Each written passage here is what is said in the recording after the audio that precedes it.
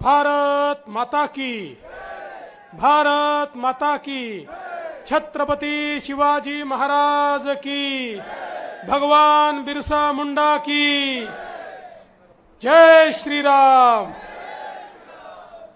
मंचावर उपस्थित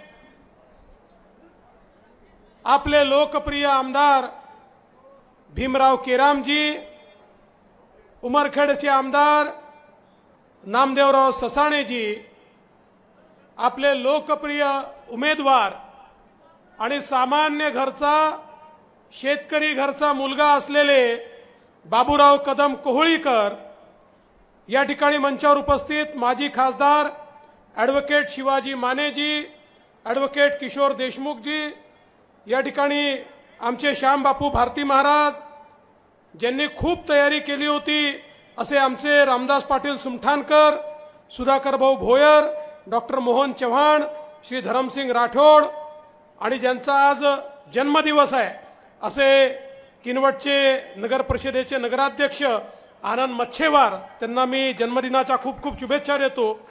अशोक पाटील सूर्यवंशी, धरमसिंग राठोडजी, संध्याताई राठोड, दादाराव टारफे, अशोकजी, काय आलं बाबा हे आता काळजी करू नका, काही मला देऊ नका, मी सगळं बरोबर। सुधाकरराव भोयर, संध्याताई राठोड, अशोकराव नेमानीवार, विनोद भरणे, सचिन नाईक, ॲडव्होकेट रमण जायभाय, प्राध्यापक राजेंद्र केशवे, बालाजी आलेवार, विवेक ओंकार, सूरज सातुरवार, श्रीकांत घोडेवार, बालाजी मुरकुटे, सुदर्शन नाईक, संभाजी लांडगे, गजानन कोल्हे, शीतलताई भांगे, संतोष चमनवार, सुनील पाटील, वैजनाथ करपुडे, संजय सिडाम, अजय चाळावार, आशुतोष बेंद्रे, नवीन राठोड, मंचावरील सर्व मान्यवर, कोणाचं नाव सुटलं असेल तर माझी चूक नाही, नाव लिहून देणाऱ्याची चूक आहे, त्यांची सगळ्यांची माफी मागतो। मंचावरील मान्यवर आणि या ठिकाणी मोठ्या संख्येने उपस्थित असलेल्या माता भगिनी आणि बंधूंनो, सर्वप्रथम माहूरगड वासिनी रेणुका मातेच्या चरणी मी नतमस्तक होतो। अनुसूया माता आणि दत्तप्रभूंना देखील दंडवत करतो।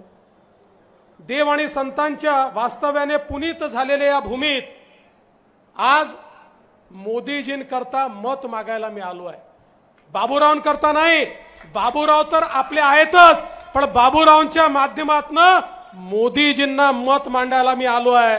आणि म्हणून मोठ्या संख्येने या ठिकाणी आमचे सगळे लोक आहेत, आमचे आदिवासी बंधू आहेत, आमचे बंजारा बंधू आहेत, आणि म्हणून एकदा माझ्यासोबत म्हणा, संत सेवालाल महाराज की, तपस्वी श्री रामराव बापू की, सेन जय सेवालाल।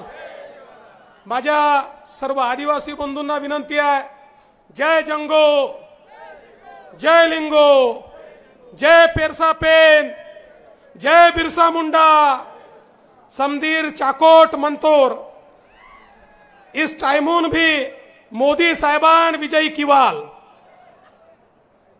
आणि माझ्या सर्व बंजारा बंधूंना विनंती आहे, मोदी साहेब 400 पारेर घोषणा दिनोच उ इच्छा आपण पूर्ण करेर छ। वोरू सारू हिंगोली लोकसभा मतदार संघेर उमेदवार बाबूराव कदम एनन निवडन लायर छ। धनुष्य बाणेर बटन आपण दाबेर छ। सेवालाल महाराज की। बंधू भगिनींनो, जय भवानी, जय जय जय जय जय भवानी। आज या ठिकाणी बाबूरावजींच्या प्रचाराकरता आपण एकत्रित आलोत। आपला सगळ्यांचा नारा आहे जय श्रीराम आहे ना, जय श्रीराम। रामाच्या हाती काय आहे? रामाच्या हाती काय आहे? बाबूरावच्या हाती काय आहे? इथे मोदीजींचं चिन्ह काय आहे? कोणाला मतदान होणार आहे? बरं, आता मला सांगा, बिरसा मुंडांच्या हाती काय आहे? बिरसा मुंडांच्या हाती काय आहे? मग आता कोणाला मतदान होणार आहे? धनुष्यबाण इथे मोदीजींचा आणि बाबूरावांचा धनुष्यबाण आहे. बंधू भगिनींनो, ही साधी निवडणूक नाहीये. ही निवडणूक ग्रामपंचायत, नगरपंचायत, जिल्हा परिषद, विधानसभा अशी निवडणूक नाहीये. ही निवडणूक देशाच्या लोकसभेची निवडणूक आहे. आपल्या देशाचा नेता कोण असेल तो नेता निवडण्याची ही निवडणूक आहे. आणि या ठिकाणी केवळ 2 पर्याय आहेत. पहिला पर्याय आहे विश्वगौरव विकास पुरुष माननीय नरेंद्र मोदीजी आणि त्यांच्या नेतृत्वातली आपली महायुती, आमचे एकनाथराव शिंदेजी यांच्या नेतृत्वात या ठिकाणी शिवसेना आहे. अजितजी पवार यांच्या नेतृत्वामध्ये राष्ट्रवादी काँग्रेस आहे. आमची रिपाई रामदास आठवलेजी, जोगेंद्र कवाडेजी आहे. राज ठाकरेजी या ठिकाणी आहे. आमची रासपा आहे. आमच्या सोबत रयत क्रांती आहे. आमच्या सोबत वेगवेगळे पक्ष या ठिकाणी आहे. एक मोठी आघाडी आपली महायुती या ठिकाणी आहे. आणि दुसरीकडे राहुल गांधींच्या नेतृत्वात 26 पक्ष एकत्रित आले आहेत आणि त्याला नाव दिलाय इंडी आघाडी. इंडी आघाडी.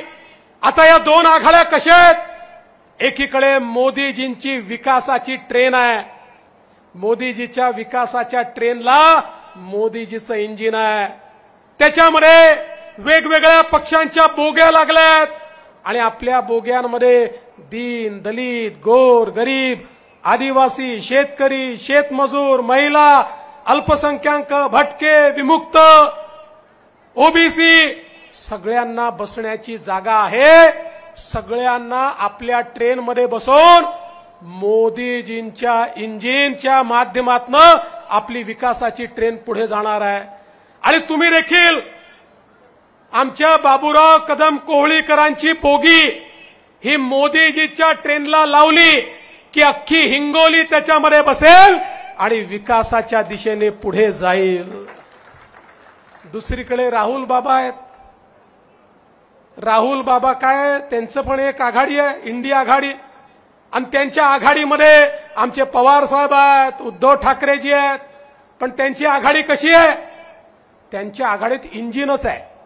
राहुल गांधी म्हणतात मी इंजिन आहे, उद्धव ठाकरे म्हणतात मी इंजिन आहे, शरद पवार म्हणतात मी इंजिन आहे, लालू यादव म्हणतात मी इंजिन आहे, मुलायम सिंगांचा पोरगा म्हणतो मी इंजिन आहे, ममता बॅनर्जी म्हणते मी इंजिन आहे, स्टॅलिन म्हणतो मी इंजिन आहे. तिथे एकही डब्बा नाही आहे. आता मला सांगा, तुम्ही सगळ्यांनी इंजिन पाहिलाय, इंजिन मध्ये बसायला कोणाला जागा असते का? इंजिन मध्ये ड्रायव्हर आणि फार झाला तर त्याचा परिवार. माझं कुटुंब, माझी जबाबदारी, याच्या पलीकडे इंजिन मध्ये जागा नाहीये. राहुल गांधींच्या इंजिन मध्ये सोनियाजी आणि प्रियंकेजीला फक्त जागा आहे.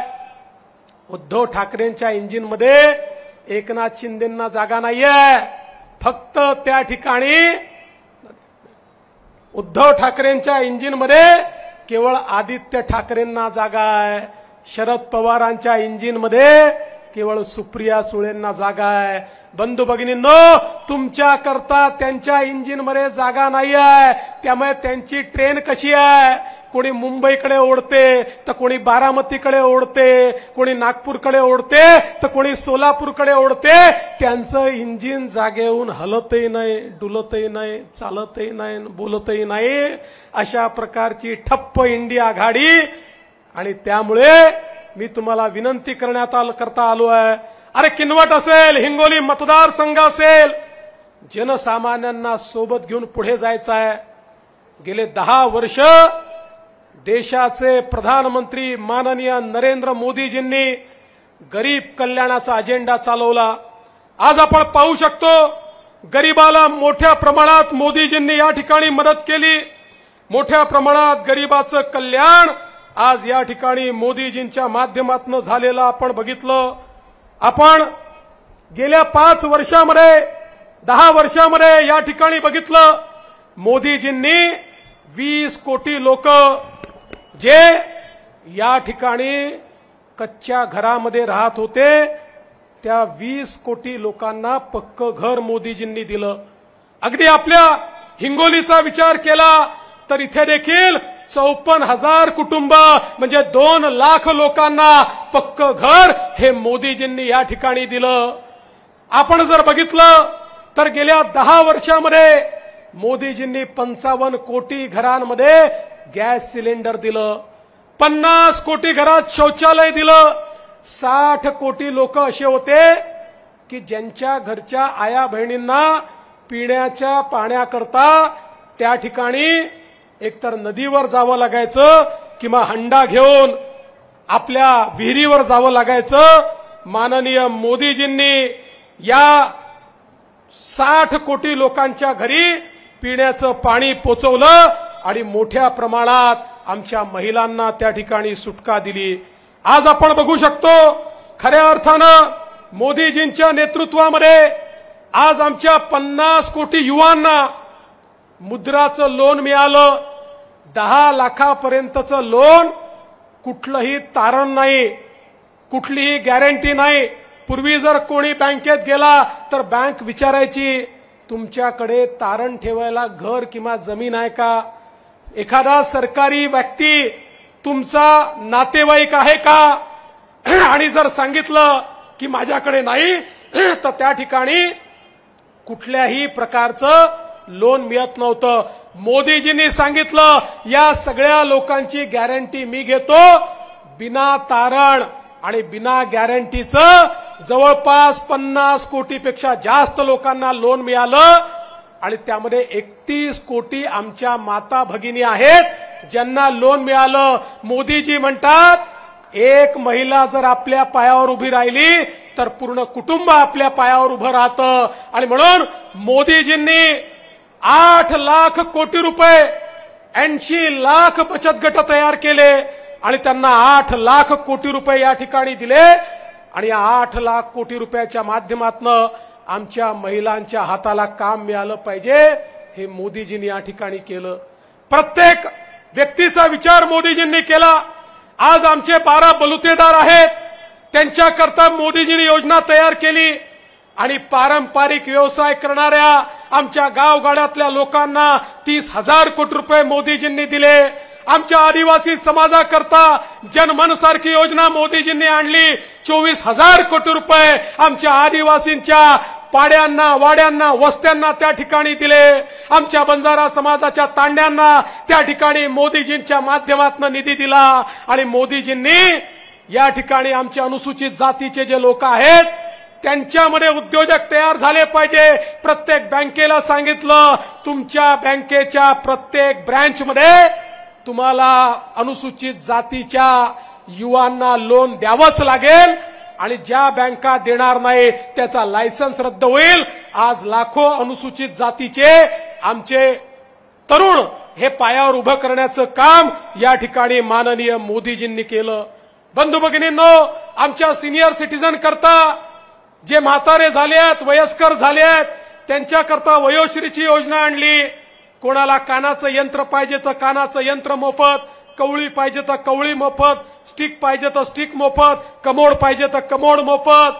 ज्या ज्या वस्तू व्यक्ती थोडा म्हातारा झाला की लागतात त्या त्या वस्तू दिल्या, आणि आता तर एकीकडे 55 कोटी लोकांना मोदीजींनी 5 लाखापर्यंतचा इलाज मोफत केलाय, पण 70 वर्षाच्या वरचे जेवढे लोक आहेत, कुठल्याही समाजाचे असो, कुठलाही भाषा बोलणारे असो, कुठल्याही जाती धर्माचे असो, अशा सगळ्या लोकांना 5 लाखापर्यंतचा सगळा इलाज आणि त्यांना रोज लागणारी औषधं देखील आता मोदीजी मोफत देणार आहेत। आणि एवढंच नाही, 80 कोटी लोकांना मोफत रेशन देण्याचं काम मोदीजींनी 2020 सालापासून केलं, आणि पुढचे 5 वर्ष देखील या 80 कोटी लोकांना मोफत रेशन देण्याचं काम मोदीजी करणार आहेत।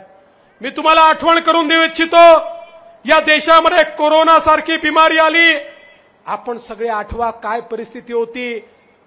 आपले नातेवाईक देखील ओळख दाखवत नव्हते, कोणी मेला तर कोणी जात नव्हतं, मयत कशी करायची प्रश्न होता, अशा प्रकारची अवस्था होती।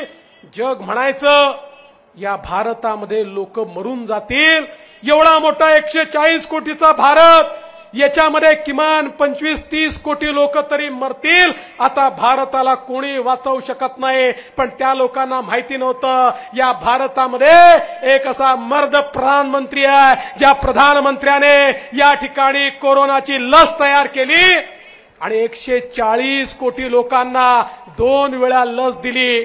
मिळाली का तुम्हाला लस? मिळाली की नाही सांगा हात वर करून.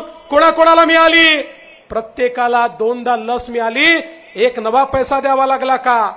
कोणाला 1 नवा पैसा द्यावा लागला नाही. अरे आपण आज जिवंत आहोत ते नरेंद्र मोदीजींनी आपल्याला ती लस घरोघरी दिल्यामुळे, प्रत्येकाला लस दिल्यामुळे आज आपण या ठिकाणी जिवंत आहोत. आणि म्हणून बंधू भगिनींनो, मोदीजींच्या माध्यमातून मोठ्या प्रमाणात आज देशामध्ये काम चाललेलं आहे आणि पुढच्या काळामध्ये याही पेक्षा जास्त काम हे मोदीजींच्या माध्यमातून या ठिकाणी होणार आहे. आणि त्याकरता आपल्याला मोदीजींना 3ऱ्यांदा प्रधानमंत्री बनवायचं आहे.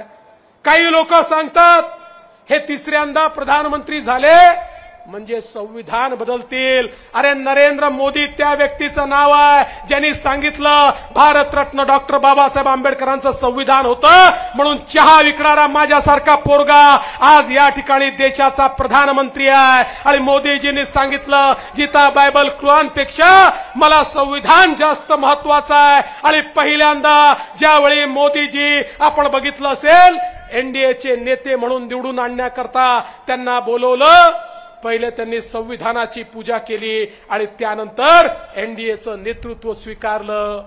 मोदीजींनी सांगितलंय अरे जोपर्यंत चंद्र आणि सूर्य या धरती तलावर आहे तोपर्यंत भारतरत्न डॉक्टर बाबासाहेब आंबेडकरांचं संविधान कोणीच बदलू शकत नाही. आणि जोपर्यंत भारतीय जनता पार्टी आणि महायुती आहे आम्ही कोणाला संविधानाला हात देखील लावू देणार नाही. आणि म्हणून बंधू भगिनींनो, मी तुम्हाला एवढीच विनंती करण्याकरता आलो आहे. आज तुम्ही पाहताय राज्यामध्ये एकनाथराव शिंदेजींच्या नेतृत्वात सरकार काम करते आहे. आमच्या या ठिकाणी आमदार साहेबांनी सांगितलं, केराम साहेबांनी सांगितलं की किती वेगवेगळ्या प्रकारे आपण निधी त्या ठिकाणी दिला. बंधू भगिनींनो, हा सगळा निधी गेल्या 2 वर्षात दिलाय. कारण 2.5 वर्ष उद्धव ठाकरेंचं सरकार होतं, फुटकी कवडी तुम्हाला मिळाली नाही. न तुम्हाला किनवटला मिळाली, न हिंगोली मतदारसंघामध्ये त्या ठिकाणी मिळाली. पण बंधू भगिनींनो, या ठिकाणी एकनाथराव शिंदेजींच्या नेतृत्वामध्ये सरकार आल्यानंतर आज परिवर्तन आपल्याला पाहायला मिळत आहे. आज आपण पाहतोय आपण आदिवासी वाडे पाडे जोडण्याकरता 5,000 कोटी रुपयाची बिरसा मुंडा जोड रस्ते योजना आणली. आमच्या तांड्यावर सर्व प्रकारच्या सोयी पोहोचवण्याकरता संत सेवालाल महाराज तांडे वस्ती योजना या ठिकाणी आणली. आमच्या गोर बंजारा समाजाकरता नवी मुंबईमध्ये भवन बनवण्याकरता आपण त्या ठिकाणी जागा दिली. आणि एवढंच नाही तर आपल्याला माहिती आहे की खऱ्या अर्थानं पोहरा देवीचा विकास करण्याकरता मी ज्यावेळेस मुख्यमंत्री होतो आम्ही पहिले 100 कोटी रुपये दिले. आणि या ठिकाणी मोहन भाऊ तुम्ही सांगा उद्धवजी आल्यानंतर पहिलं काम काय केलं? त्या 100 कोटीवर स्थगिती त्या ठिकाणी देण्यात आली. पण पुन्हा आपलं सरकार आलं, ते 100 कोटी तर दिलेच, पण आमच्या शिंदे साहेबांच्या नेतृत्वामध्ये अजून 300 कोटी रुपये त्या ठिकाणी दिले. आणि आज पोहरा देवीचं चित्र हे आपण पूर्णपणे बनवतोय. आज आपण पाहू शकतो इतक्या मोठ्या प्रमाणात माहूरचा विकास त्या ठिकाणी होतोय, रेल्वेचे प्रकल्प होत आहेत मोठ्या प्रमाणामध्ये. आपण खऱ्या अर्थानं या ठिकाणी परिवर्तन करतोय. आणि आज आपल्याला माहिती आहे पैनगंगा नदीवर जे उच्च पातळी बंधारे ज्याचा उल्लेख या ठिकाणी आमच्या उमेदवारांनी केला, खरं म्हणजे हे उच्च पातळी बंधारे हे हिंगोली जिल्हा आणि नांदेड जिल्ह्याचं चित्र बदलणारे आहेत. इथल्या शेतकऱ्यांचं जीवन बदलणारे आहेत. वर्षानुवर्ष मागणी होती, मागणी पूर्ण होत नव्हती. माझ्याकडे विभाग आल्यानंतर मी अभ्यास केला आणि अधिकाऱ्यांना सांगितलं की या ठिकाणी आपल्याला हे बंधारे करावे लागतील. आणि आपल्याला माहिती आहे आमच्या भीमरावजी केराम यांनी देखील खूप पाठपुरावा केला आणि आपल्या या सगळ्या किनवट भागाला जे मोठ्या प्रमाणात मदत करणार आहेत, असा धानोडा, मारेगाव, चिलवट हे उच्च पातळी बंधारे 350 कोटी रुपयाचे आणि उनकेश्वर उच्च पातळी बंधारा 232 कोटी रुपयाचा हा देखील आपण या ठिकाणी दिलाय। पाटोदा मध्यम प्रकल्प त्याला आपण निधी दिलेला आहे आणि वेगवेगळ्या प्रकारच्या या सिंचन प्रकल्पांना आपलं धरण कुठलं मी नाव विसरलो, चिमटा धरण, माझ्याकडे सातत्याने चिमटा धरणाकरता या ठिकाणी केराम साहेब येतात। केराम साहेब चिंता करू नका, चिंता नको, चिमटा हवा। त्यामुळे त्याचंही जे काम आहे, आता आचारसंहिता आहे, आचारसंहिता संपू द्या, त्याचीही बैठक घेतो आणि तेही काम मी मार्गी लावतो, कारण आपल्याला या सगळ्या भागाचं चित्र बदलायचं आहे। बंधू भगिनींनो, एकच गोष्ट तुम्हाला मी सांगू इच्छितो, खऱ्या अर्थानं हिंदू हृदय सम्राट, खऱ्या अर्थानं आमच्या सगळ्यांकरता जे अतिशय आदरणीय आहेत, वंदनीय आहेत, अशा वंदनीय बाळासाहेब ठाकरेंनी सांगितलं होतं की ज्या दिवशी काँग्रेस सोबत जाण्याची वेळ माझ्याकडे येईल त्या दिवशी शिवसेनेचं दुकान मी बंद करेन, त्या दिवशी मी शिवसेना ठेवणार नाही। पण सत्तेकरता त्यांचे सुपुत्र उद्धव ठाकरेजींनी काँग्रेसची आणि शरद पवार साहेबांची घरोबा केला। ज्या शरद पवार साहेबांनी बाळासाहेब ठाकरे जिवंत असताना शिवसेना फोडली, त्यांच्या सोबत घरोबा केला, ज्या काँग्रेसला हिंद हृदय सम्राट बाळासाहेब ठाकरेंनी विरोध केला, त्यांच्याशी समझोता केला आणि त्याच वेळी जे खरे शिवसैनिक होते त्यांच्या मनामध्ये खतखत होती, अरे जय भवानी जय शिवाजी म्हणत आजपर्यंत ज्यांच्याशी संघर्ष केला आता त्यांचे तलवे चाटावे लागतील, अशा प्रकारची भावना त्यांच्या मनामध्ये होती आणि त्यांना नेत्याच्या रूपानं एक मर्द मराठा मिळाला, त्याचं नाव एकनाथ शिंदे। ज्या एकनाथ शिंदेंनी सांगितलं बाळासाहेब ठाकरेंचा विचार मी सोडणार नाही आणि खरी शिवसेना घेऊन ते आपल्याकडे आले आणि भारतीय जनता पार्टी आणि शिवसेनेचं सरकार आम्ही तयार केलं आणि त्यानंतर माननीय मोदी साहेबांचा विकास बघत अजितदादा पवारांनीही शरद पवारांना टाटा बाय बाय केला आणि सांगितलं आता तुमच्या सोबत पवार साहेब मी राहू शकत नाही, कारण महाराष्ट्राचा आणि देशाचा विकास करायचा असेल तर केवळ आणि केवळ नरेंद्र मोदीजी करू शकतात। आणि म्हणून बंधू भगिनींनो, ही जी लढाई आहे ही लढाई एकीकडे मोदीजींच्या नेतृत्वामध्ये, एकनाथराव शिंदेजींच्या नेतृत्वामध्ये खरी शिवसेना बाळासाहेब ठाकरेंची शिवसेना या ठिकाणी आहे आणि दुसरीकडे डुप्लिकेट आघाडी आहे, डुप्लिकेट आघाडी। बाबूरावजी कदम कोळीकर यांच्यासारख्या सामान्य तरुणाला या ठिकाणी आपण खऱ्या अर्थानं उमेदवारी दिलेली आहे। आमचे अनेक लोक, रामदास पाटील असतील, महाराज असतील, अनेक लोक आमचे या ठिकाणी माने साहेब असतील, हे रांगेमध्ये होते, या सगळ्यांची इच्छा होती, यांनी काम केलं होतं, पण आम्ही विनंती केली आपण सत्तेकरता निवडून आलो नाही, विचारांकरता निवडून आलो आहे आणि आपल्या महायुतीचा प्रत्येक उमेदवार निवडून आलाच पाहिजे, त्यामुळे तुम्ही बाबूरावांच्या पाठीशी उभे राहा आणि हे सगळे पूर्ण ताकदीने बाबूरावांच्या पाठीशी उभे आहेत। आता येत्या 26 तारखेला तुम्हाला संधी आहे, तिसऱ्यांदा मोदीजींना प्रधानमंत्री करण्याची तुम्हाला संधी आहे। यावेळेचं मत हे उमेदवाराकरता, हे पक्षाकरता नाही, यावेळेचं मत हे भारताकरता आहे, कारण भारताला एक चांगला देश बनवण्याकरता, दीन दलित गोरगरिबाचं उत्थान करण्याकरता देश गौरव नरेंद्र मोदीजी तिसऱ्यांदा प्रधानमंत्री झाल्यानंतर भारताला पुढे घेऊन जाणार आहेत आणि त्या भारताच्या वाटचालीमध्ये वाटेकरी होण्याकरता तुम्हाला संधी मिळालेली आहे। 26 तारखेला सकाळी उठा, मतदान केंद्रावर जा, धनुष्यबाणाची बटन दाबा, धनुष्यबाणाची बटन दाबल्याबरोबर मत मिळेल बाबूरावांना, मत मिळेल मोदीजींना आणि आपल्या विरोधकांना त्या ठिकाणी शॉक लागेल आणि खऱ्या अर्थानं या ठिकाणी धनुष्यबाणाचा आणि मोदीजींचा विजय होईल। तो विजय करण्याकरता आपण आशीर्वाद द्यावा एवढीच विनंती करतो आणि माझं बोलणं संपवतो। धन्यवाद। जय हिंद, जय महाराष्ट्र। लोकशाही मराठी ऐका, पहा, जागरूक रहा.